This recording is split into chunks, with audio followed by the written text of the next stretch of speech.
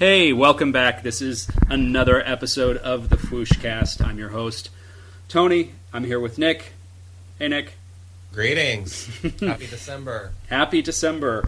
As we are recording this, we are about 2.5 weeks away from the day when the big red cheese comes down the chimney. Is he allowed to use that now, or is that with Marvel now, or I don't know if that's anymore. He's the original big red cheese, right? So I thought we would talk a little Christmas, a little nostalgia, a little Christmas of today, and what have you. We'll also cover a few other things, but being toy collectors, I think it's safe to say that for most of us, it goes all the way back to when we were kids, and we either sort of never let go of that fascination with little men and superheroes and such, or maybe we had a latency period in our 20s or 30s, but ended up coming back to it. And even those who maybe just picked it up later in life, I think it's something about the childlike nature of it that is part of the appeal, if I can go out on a limb and suggest that. So with that in mind, I wanted to take a trip down memory lane and find out, Nick, and I'm going to share my experiences too. I think for those of us, privileged enough to have been in a home that had plenty of presents under the tree. I know ours did. Even if my parents spent the next 11 months paying off the credit card, I was a little bit spoiled. That still remains a Christmas mystery to this day for me. But funny, I haven't asked. But what are some of your key Christmas memories? Because today, as collectors, we hit the store, we pre-order online, basically find out what's coming out, we make sure that we acquire it. We're adults, we just make it happen. But when we were kids and we were not as enfranchised in the world, it was really probably birthdays and Christmas or Hanukkah or what have you.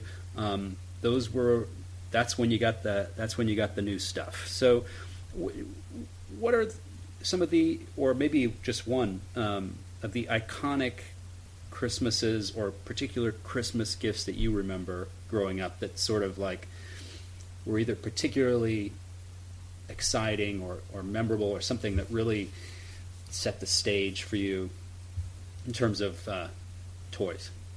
Well, it's funny. Even as a kid, I was kind of militant in my organization about what I, wanted to get and needed to get and what lines I was collecting. So getting the J.C. Penney and Sears catalogs, that was always a big deal for me because I outlined just exactly what those elves needed to get to work on in great detail with page numbers and everything. But, growing up with a brother who is, he's about 2.5 years younger than I am.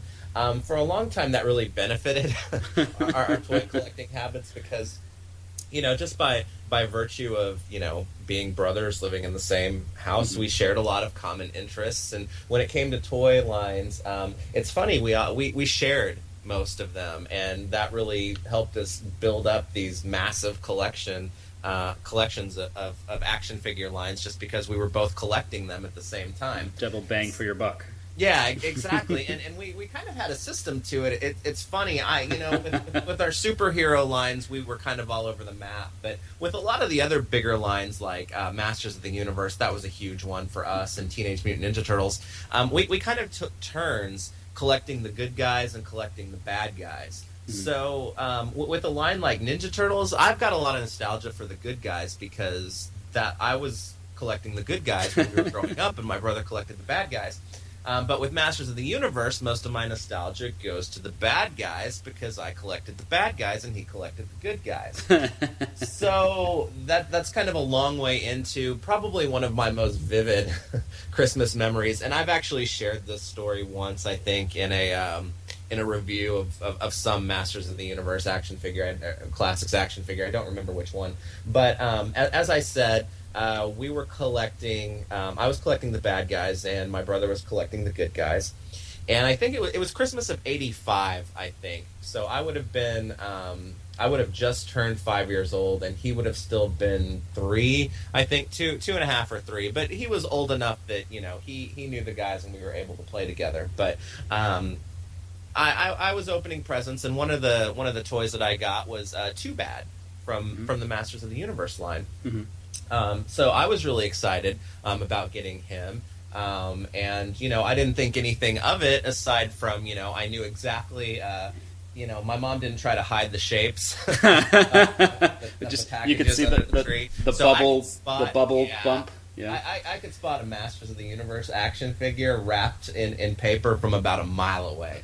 So naturally, that was the first thing that I went for. I opened Too Bad, and I got a few other guys that Christmas as well. But I was happy and content. And the morning of opening Christmas presents rolled on, and my brother went through several things, but then he actually got to a package where I don't think he could tell, but I could tell that it was actually 2 Masters of the Universe action figures kind of put together and then wrapped. Sure. To save a little wrapping paper, I guess. And when he opened those, he got Fisto and Mossman. Oh. And Fisto was fine, but that kid took one look at Mossman, and he dropped that toy and started screaming and freaking out faster than any kid ever sent into some traumatic experience I think I've ever seen. I don't know to this day what it was about Mossman. And how old is your brother this time? He was about 3. He okay. Been about turning 3, or he was already 3. I can't remember exactly. But he threw an absolute fit. He was scared to death of Mossman, and I guess it was the combination of the fact that he was flocked, kind of the weird, mean look on his face, and the fact that he smelled like moss. Whatever it was, it sent him into an absolute fit, to the point that he would not even look at the figure. Wow. So that caused a little, small panic on the part of my mom, probably Santa Claus.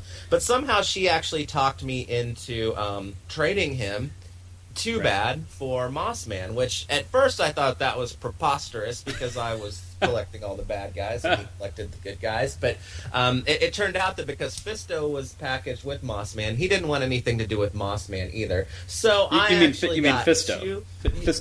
Fisto was contaminated then by Mossman's presence. So finally it turned out that I was going to get 2 figures out of the deal for a single 2-headed figure. Mm-hmm. And that's just kind of how it went from there on. I actually had a couple of good guys from the Masters of the Universe line, which is why, if you ask me who my favorite good guys are from He-Man are to this day, it's still Fisto and Mossman. But I guess it was kind of a way later on that we were able to keep each other honest. He had somebody in Snake Mountain, and I had somebody in Castle Grayskull, so nobody was going to get too powerful at the same time. But that's definitely one of my most vivid Christmas morning memories, just because it's so... While it's so outlandish to me in my own mind, thinking about it now, that's so stereotypical and on the nose of something that could easily happen with a kid on Christmas. It wasn't, oh, I hate this, I don't want it, blah, blah, blah. It was, I'm scared to death of this action figure. Get out of my life. I'm sure that's happened with plenty of other figures. Mossman isn't one that I would guess, but as I think about it, it's pretty weird, in the traditional definition of the word weird. It's like, especially with the smell. It's like in any kind of horror movie where someone opens the antique box or something, and whatever like demonic idol is in, the first thing is the smell, right? They open the crate, and it's like, oh, what is that smell of sulfur or burning or something? It's like that's what Mossman was. You open the bubble, and it's like, oh, what is that? Well, and it holds true to this day because he and Fisto are both 2 of my favorite Masters of the Universe classics. figures as well, and I think they get there on their own merits as well. But you Sure. can't block out the nostalgia. But I know that Moss Man's repainted Beast Man, head with his sideways glance is something that you either love or you hate. And the Four Horsemen were kind enough to include an alternate, more serene head with the classics Moss Man, but you would never, ever, ever catch that head on my Moss Man figure, because there is so much. There's so much about it. That just that means so much to me, and that's. That Christmas morning is certainly one of them. Do you to this day do you tease your brother with Moss Man? Send him random Instagrams of Moss Man doing things or something. Moss Man comes up every once in a while, but I'll just without putting it out there and putting all my brother's laundry from his childhood out there. He was into a lot of things on his own as a kid when it came to toys that, trust me, those cut a lot deeper and are much easier for, pestering. All right, I got you. Like that. But, he liked boys and girls properties when he was a kid, and that was just something that was not quite as accepted as it is today. So. He was ahead of his time. Absolutely. Well, that's funny. And gosh, Moss Man is, when you think about it, if you're just looking at all the figures of the Masters universe, just the toy designs in a vacuum, without any of the backstory or character context, he does look villainous. Yeah, he does. He does not look like any of the other heroes of Castle Grayskull. Well, it's funny, and now I'm going off on tangent, but thinking about it now, it's in the characterization that he's gotten in Masters of the Universe, and whether it be in modern times or whatever, he's kind of been now the guardian of nature, and I think that the archetype or the stereotype even of the guardians of nature, they're always these serene guys who. Right. Take things easy and everything's, wavy gravy and whatnot. But Moss Man kind of offers a counterpoint to that, it kind of fits maybe with a little bit of my own personality, is that, nature should be defended fiercely. And I think that's the perfect expression for him then. He's going to get mad about people who are going to, have acts against nature. So, the nature gods need a curmudgeon or a fierce character as well, I guess. Yeah, I wonder if we can get a Captain Planet Moss Man crossover story. Captain Planet is going to be pissed. They come together to they both hear about some corporation polluting the Everglades. Yeah. They show up. They think they get into a fight with each other because they think each is the one perpetrating the evil deed. But then, when they realize their mistake, they join forces to stop the fracking in the Marcellus Shale. I don't know. Captain Planet Classics not coming to your shelf in 2015. No, probably never. Oh. And how about you, sir? Well, it's interesting. I alluded to being slightly spoiled as a tot. Yeah, and I had a lot of toys certainly when I was a kid that I,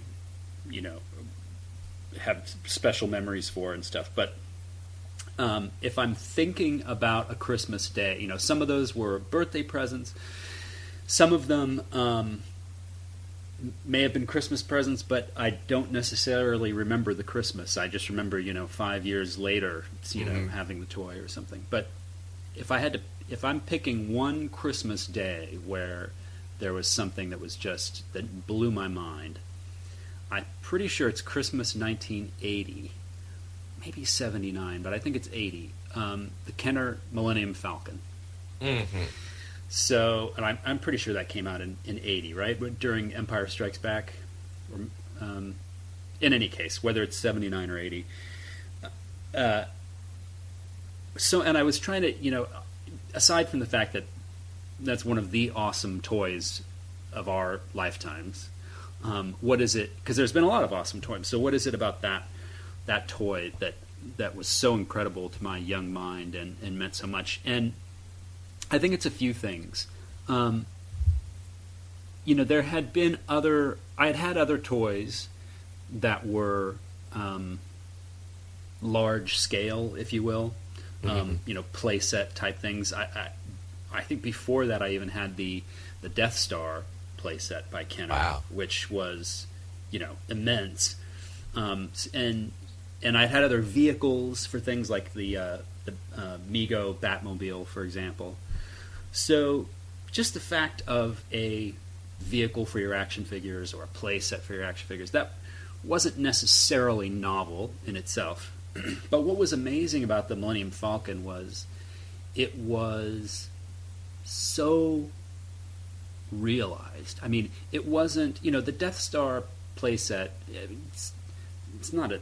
I mean, it was fun. It was big, but it wasn't like you had the Death Star in your living room. It was like if people out there don't know remember what I'm talking about. It's just like a wedge, basically, right, with open sides and 3 levels that sort of vaguely depicted the inside of the Death Star, but there was no mistaking that it was some plastic frame and cardboard inserts. But the Millennium Falcon was a scale model of the Millennium Falcon that you could put your figures in, and it was almost, it was maybe, I'm thinking how close was it to true scale for those 3 3/4 inch figures, and maybe half, maybe only half scale, or even closer than that. So think vehicles like the Mego stuff. It was great. You could put Batman and Robin in the Batmobile, but it's, it had sort of cartoony proportions, if you will, because there's no way you could make a vehicle that big for the.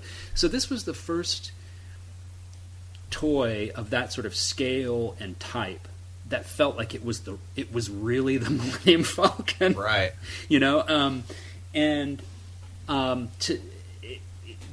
Even on top of that, it was the Millennium Falcon is a thing that at least I myself, and I'm sure many other kids my age, just dreamt about. From the minute you saw Star Wars, it was like the Millennium Falcon is the coolest thing in the world. It made the Kessel Run in 12 parsecs. Like to have that was like a dream to have the Millennium Falcon, and then they made it. They made a Millennium Falcon, and it wasn't like a cartoony representation or just like a plastic box with cardboard sides that you got to pretend. Like it looked like it was a model of the Millennium Falcon that you could use as a toy. So, and then on top of all that, my father that Christmas, and I don't know why in the world he did, but he set it up. He before we got up on Christmas morning, he had taken it out of the box because some assembly required, right? Right. And he put it all together. Wow. And set it up, and he never did that with any other toy that I ever had. And I had other toys where some assembly was required. Sure. And most assembly was required. right, batteries, whatever. Like I never had anything set up out of the box, but for whatever reason, and I'll never know what was in his mind, but or maybe it was my mom's idea. Who knows? But somehow when I came downstairs, it wasn't even wrapped. It was just. The box was, put away somewhere else, but just under the tree was the Millennium Falcon with the, with the little hangar door down, just waiting for my Han Solo to board and take off. Amazing for a 8-year-old, however old I was.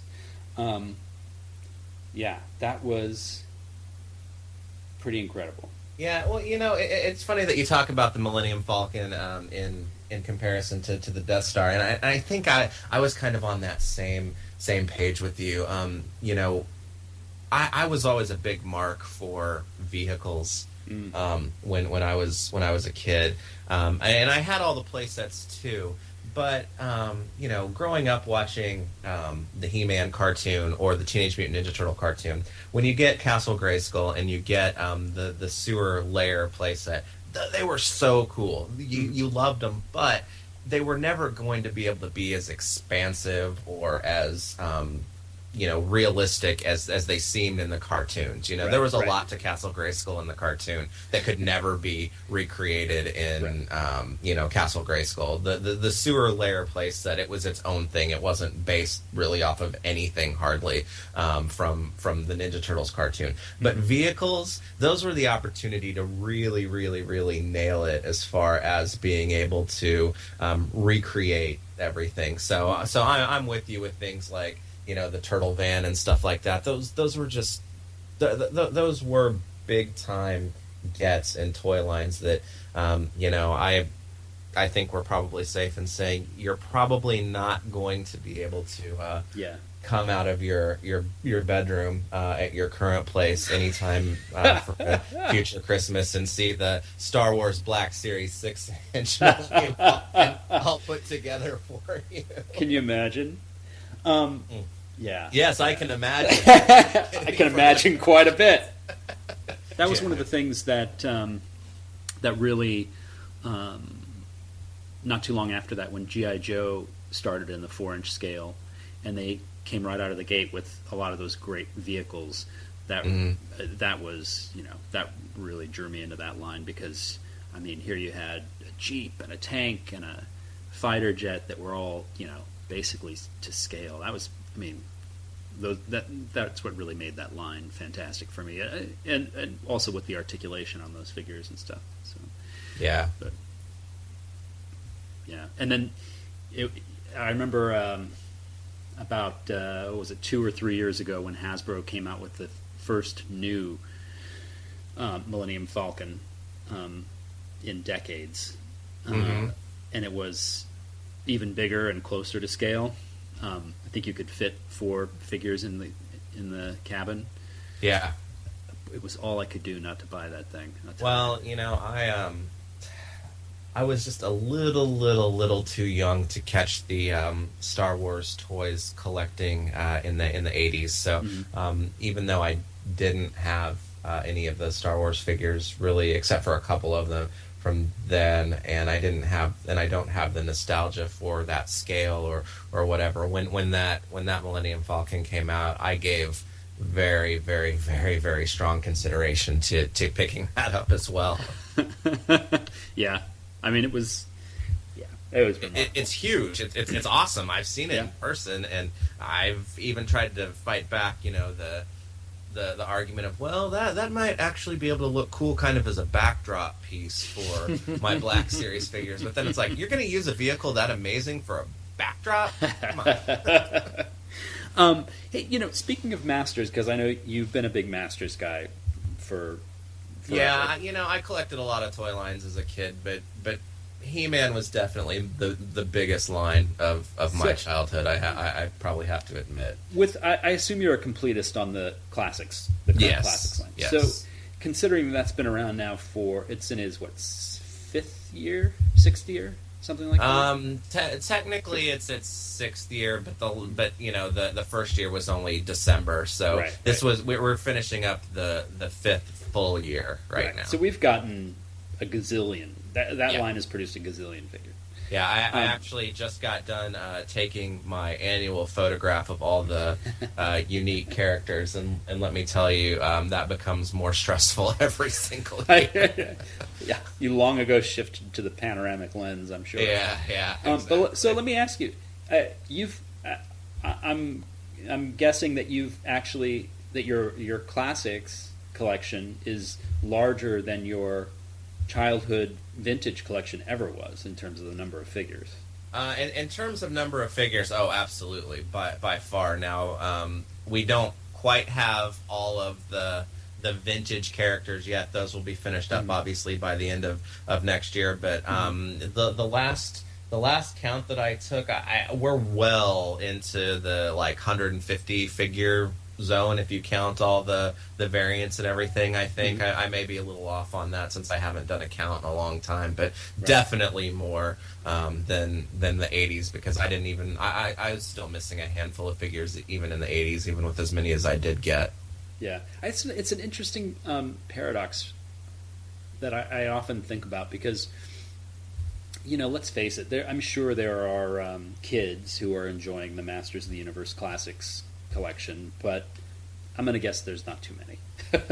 That's a line for adult collectors, there's going to be another one as of the 25th of this month, because my daughter has really, and I'm sure I'm to blame for this, she's really gotten into She-Ra and watching the cartoons and whatnot. And I've been collecting doubles of certain figures for a long time now, and we think that she's finally old enough to enjoy it this year. So she's definitely getting a She-Ra Christmas this year, because she absolutely loves playing with the classics Castle Grayskull. So that's fun. Yeah, that's fun. But you're right, there aren't a whole lot of kids. Yeah,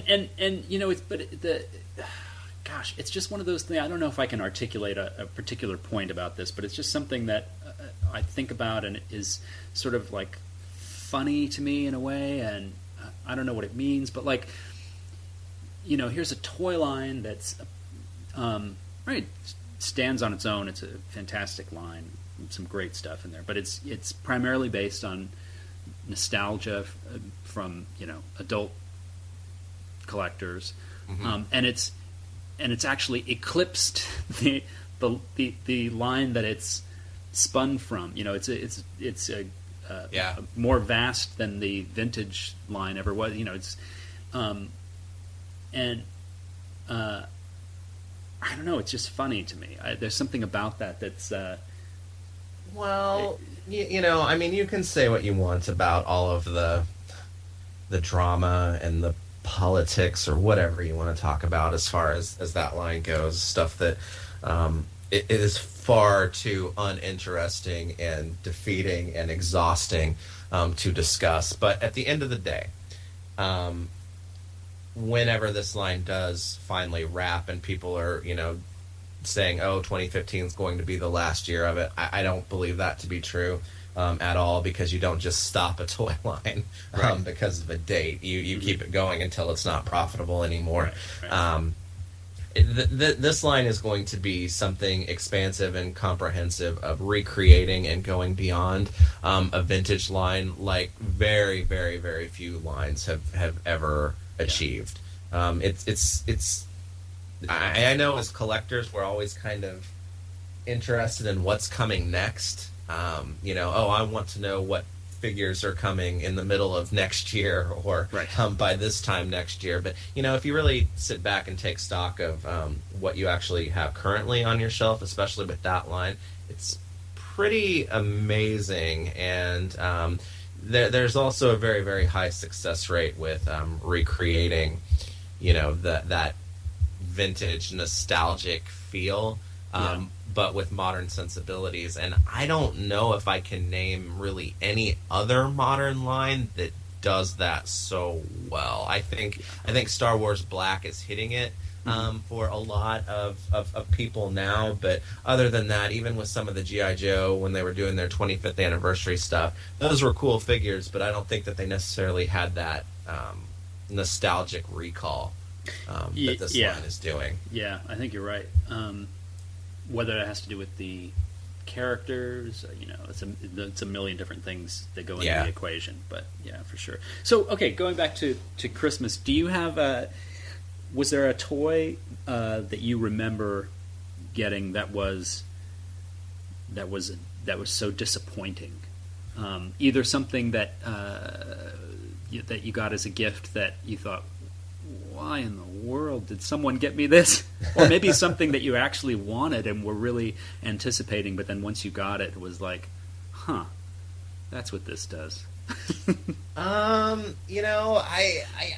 can remember a few things that upon opening them, I was kind of like, oh, what's this? But then after getting them, it was amazing, because I'll admit the very first Thundercats toy that I got was an unsolicited and unexpected gift from, I think, a cousin for Christmas one year, and it was Lion-O, and then I don't remember the name of the vehicle, but you kind of flew on it. It had these like sides that would come down and pick up another figure. I had no interest in that for for probably the first couple of weeks that I owned it, but then it turned out I loved it, and that sparked a huge Thundercats craze with me, where lots and lots and lots of figures were purchased, and vehicles as well. I had a very expansive Thundercats collection. But as far as getting something that was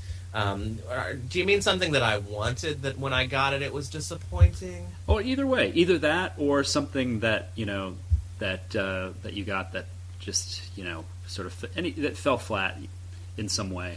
Yeah, I guess thinking back to that, kind of and gosh, this is probably going to be sacrilege for a lot of people, but I had a few Superpowers vehicles. Mm-hmm. And for some reason, Superpowers vehicles were always disappointing to me. It's like I would have been perfectly content had that line not had any vehicles at all whatsoever. I would have been happy with just the figures. So I think those were probably some of the disappointing things. A lot of the Ninja Turtles stuff got a little derivative for me. I wasn't the kid who had to have every weird ass variant of every Ninja Turtle and have all these vehicles. Some of that stuff got a little crazy for me as well. So yeah, there are a few things like that for sure. Yeah, it's interesting that what you said about the Thundercats vehicle, because I think that was the case a lot of times for me too, in terms of getting something that you didn't initially cotton to, but at some point sort of rediscovered or worked into your play pattern in a way that became sort of integral. I know that happened to me with Superpowers and Secret Wars, especially the Secret Wars figures, because those came out 83, 84, something like that, and it was just after the Mego had really shut down, because Mego started winding down around 1980, but by about 1982 it was pretty much done, and we'd had a window of time with no superhero toys to speak of. And while Star Wars had been around obviously for a few years, and there were a few other Mego 4-inch type toy lines with Buck Rogers and some other stuff, superheroes weren't really in that scale. For me, if it was a superhero figure, it was an 8-inch Mego, because that was what had existed. So I remember seeing an ad in. I somehow came across a catalog for Heroes World, which was sort of a warehouse toy retailer in the Northeast, and people might recall their ads. They were always drawn ads. They didn't have any photographs. It was like comic book drawings, and their catalog was a comic book. And if you ever came across, they would sometimes advertise in other comic books, and then if you ever came across one of their catalogs, it was like this amazing world. What is going on? They had every toy, things that you hadn't heard of, that you didn't know existed. Oh, I remember it must have been 1982 or 83, and they had an ad advertising what was the Superpowers, Mattel Superpowers, the Hasbro Kenner Superpowers and Mattel Secret Wars figures, but they didn't have that in the title, either because it was such a early order situation, or just because of the way that these ads were. It's hard to describe them. Maybe I'll try and throw up a graphic on the site when we upload this episode. But in any case, all the ad said was superhero action figures, Green Lantern, Wolverine, a few others, and I thought, that my mind was blown, because as someone who collected Megos, what we always wanted was these characters that they never made, and on top of that, they hadn't even made any Megos for a few years. So, and there was just these drawings of these characters, and there was no information about what the product was, just superhero action figures. I figured these are going to be like Mego guys, right? Yeah. Because however, 9 or 10 years old. So somehow found a way to order these. Made my parents order them, and it was essentially like a pre-order, I guess. And months and months and months later, they came, and I think, if I'm remembering correctly, I think my parents held them back for Christmas. And I remember opening Green Lantern and Wolverine. Now, if you can remember the Wolverine Secret Wars figure and the Green Lantern Superpowers figure, if you were expecting Mego versions of these, and then you open that, it's like, huh.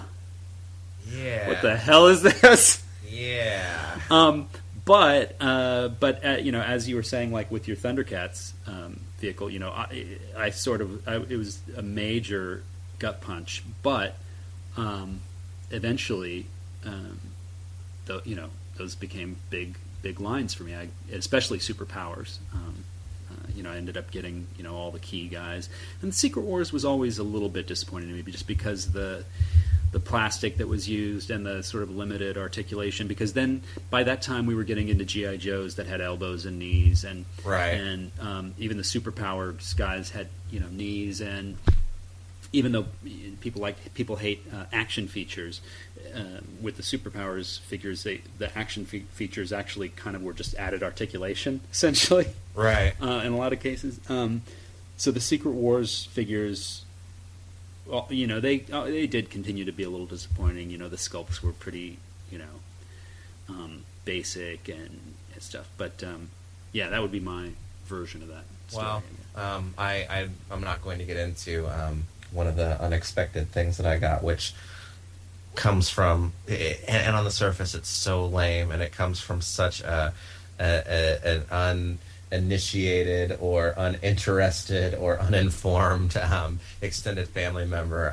Mattel's, I got a couple of Mattel's Food Fighter action figures the first year that they came on, and by God, I became a completist in that line eventually.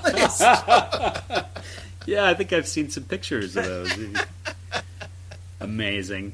Oh. Nick, you will collect anything, apparently. Yeah, I guess so. But speaking of anything, I know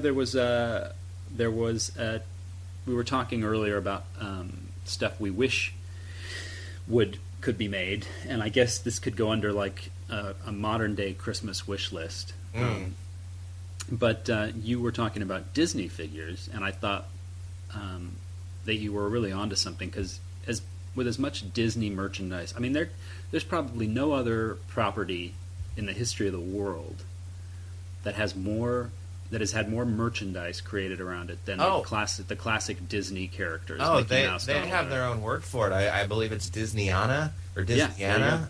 Yeah, they have their own word for it. So, and for all that, we have never really had domestic mass market collector grade action figures of those. Yeah, characters. it's really a shame, I think, because just to shed some insight on this, a couple of weeks ago, we just got home. My wife and I took our 2-year-old to Disney World for the second time this frickin' year. Oh wow! Talk about spoiled. Yeah. But going around the parks, she absolutely loves it. But, I was a semi-regular at Disneyland when I was a kid, so there are things like the Haunted Mansion and whatnot that I enjoy seeing. But, seeing all of the classic Disney characters, and I'm not talking about, like, the movie princesses and things like that. I'm talking, the big five, Mickey, Minnie, Donald, Goofy, Pluto, all of those guys. Right. It really is a shame that there does not exist a domestic, Disney action figure line. And I guess the easiest thing to equate that to is the Palisades Muppets. I want a Disney line that is like the Palisades Muppets line. And I can't believe that's not out there. I guess maybe, I don't know if the license is too expensive, if Disney's too difficult to work with. But, the closest domestic thing that I've ever had is that NECA put out a handful of figures several years ago based off of Mickey's Christmas Carol. So this kind of ties in, Disney and the holidays, which that was absolutely one of my most favorite things to watch when I was a kid. But I think that's the closest thing that I have that's domestic that I would consider to be a Disney action figure. I know there were some based off of video games and whatnot several years ago, but I'm just talking a classic Mickey Mouse, a classic Donald Duck, a classic Goofy with great sculpts, paint, and articulation, and from the domestic market, they just do not exist. Yeah, it's astonishing. Now people might be immediately thinking of some of these import figures that were done by, I'm looking it up now, Hero Cross it looks like is the name of the company, hybrid metal figuration figures. Yeah, and you've got a couple of those. We've profiled them a couple times on the Fwoosh. Yeah, Benty did a feature on the Donald figure, which caused me to see, oh my God, that thing exists. And I balked on it for a long time. I even had a chance to get it at San Diego this past year, and I didn't. But I did finally eventually order it, and I love it. I mean, it's absolutely fantastic. But the thing, I paid $85 for the thing, and they only have like 3 or 4, characters out, and I think 2 of them at least are some iteration of Mickey. So, that's not really, giving me what I want as far as But it's a wonder that a figure like that hasn't been made by a domestic company, because I mean there's always, with superhero stuff, we talk about this all the time with DC and Marvel especially, but and even some other sort of comic book based properties, it's like how come there aren't great collector grade mass market DC action figures? We couldn't sell enough. We had to make it a subscription, and then even then, there's not enough people, willing to do it. And can Marvel Legends survive without movie tie-ins? And there's always this question of if there's enough interest. That cannot possibly be a question with Disney stuff. I mean, there are people who will buy, if you take a dump on the floor and put ears on it, and call it Poop Head Mickey, like someone will buy that for $100. Hey, I'll tell you, and it's freaking easy to fall into that while you're walking around the park and you've got everything available to you, and all it takes is a scan of a wristband to charge a credit card, blah blah blah. But I love the fact that I came home with these Haunted Mansion action figures, but it breaks my heart that those are really the only action figures that I really had the opportunity to buy the whole time I was there. Right. It's crazy. We'll have to have the head of Disney Studios and Disney marketing on the show. We get John Lasseter on here. Yeah. Crazy. I wish I could speak to someone, with some insight on that and see what the deal is. But it really does baffle me that there's never been anything. Because, man, I don't necessarily always agree with the Disney way and blah, blah, blah, blah, blah. But for those characters, I would be all over it. Yeah, I'd find that hard to resist, too. And I don't even... Disney's not even something that I collect. And, I mean, like you said, looking at those Hero Cross figures and that Donald Duck, I mean, if that was available domestically to me where I didn't have to pay $100 for it, right, that would be a tough one for me to forego. So Christmas, we've talked about Christmas past, Christmas future, sort of with Disney. So what about the ghost of Christmas present? And Christmas presents. Ooh, that's a bad pun. Maybe that's what we'll call this episode: the ghost of Christmas presents. Yeah. Mwah, mwah. That's very punny. That's awful. That's awful. But George Takei would be proud of you, my friend. Oh yeah. Oh, what's his tagline that he always says? Oh yeah. Oh my. Is it? Oh my. Yeah. So when we were kids, it was the JCPenney Sears catalogs, lists to Santa. Today, as a grown-ass man who gets to buy his own stuff throughout the year. Do you still get stuff? And by stuff, I mean toys. I'm not talking about other Christmas presents. Do you still get any toys for Christmas from anybody, or is it pretty much just something that you have to take care of yourself? You know, believe it or not, my mother-in-law has become a fantastic source of toys at Christmas.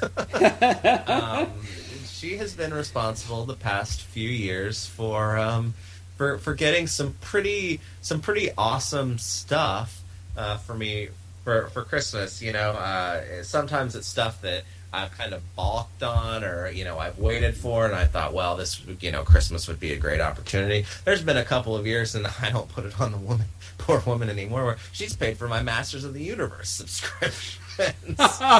Which wow, that's a ridiculous gift. But yeah, actually, I still do get presents for Christmas, and it is thanks to her. Wow. Well, that's cool. I mean, the problem for me is it's always there's always that panic as soon as you hear that something's coming out. I always have a lot of anxiety. I think a lot of people share this about whether I'm going to be able to get it or not. Yeah. So if something comes up for pre-order, it's like, and I know it's something I want, it's like bam, pre-ordered. So that kind of precludes someone buying it for me for Christmas. If someone's going to get you something for Christmas, that means it's got to be something that you have to not buy for yourself. You have to avoid. And I've totally got that as well. So a lot of times she'll still do pre-order stuff for me if it's not going to be out for Christmas. I don't think she likes to do that quite as well, but every year I try to find something that I can designate as being, well, I don't think this is going to be anything that's going to have a run on it, or blah blah blah blah blah. But this year I think one of the things that I turned over to her, since for some reason I didn't jump right at the newest Star Wars Black series. I think it hit while I was actually at Disney, and by the time I got to my phone to look at it, they were already sold out everywhere. But the new Yoda Wave, that's gone on my list. For her, she's always great for Legos. I love Legos. I don't have the room for Legos, and they're expensive. But to my wife's chagrin, she's done a good job of keeping me stocked with a lot of Legos too. So those are things that I kind of pick and choose what can go on a list like that. But there's usually always something. Cool. Yeah, my in-laws. They've never actually bought me anything, but they always ask, because especially if there's stuff that comes out that I'll mention to my wife. There's this thing. It's a Target exclusive, so now I'm going to have to schlep out to Targets which is a big pain in the butt. If you live in the city, but somehow that'll percolate out to my in-laws, and I'll get a text or a call from my father-in-law. Hey, we're on a Target. Need anything? It's like, need any plastic, guys? No, Bob, I'm good. Thanks. No, no, I don't. Yeah, my wife did, bless her soul, for my birthday earlier this year. One of the things she got me was an AIM soldier. She found it on eBay. Oh, yeah, you're making me jealous. I know, and it was, because that's the other thing is some of this, collector stuff, it gets complicated. You can't just say I want a Superman action figure, because it's like, someone's going to buy you a Pez dispenser or something. Yeah. You never know what it's. I want the Superman action figure from the DC Universe Classic 6-inch line, but I want the one with the light blue. It's like good luck. I have to give some very specific links. Yeah. But despite all that, my wife came up, and it's even more ironic because obviously that was a figure that I sort of army built, so I already had 3 of them. And she was like, she got it. She's like, "Oh, did you already find one of these?" And I was like, "Honey, I found 3 of them, but I need this one just as much as the other 3." She was like, "Okay." Yeah, that was funny. But there's the good or bad part of this time of year, I guess, is that there's always a glut of things hitting all at the same time. So,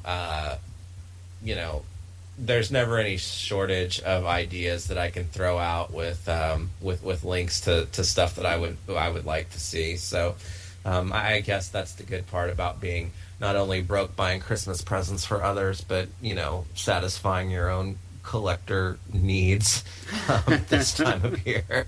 Yeah. Well, that's about our time for today. But we wish you all a Merry Christmas. Merry Christmas to you, Nick.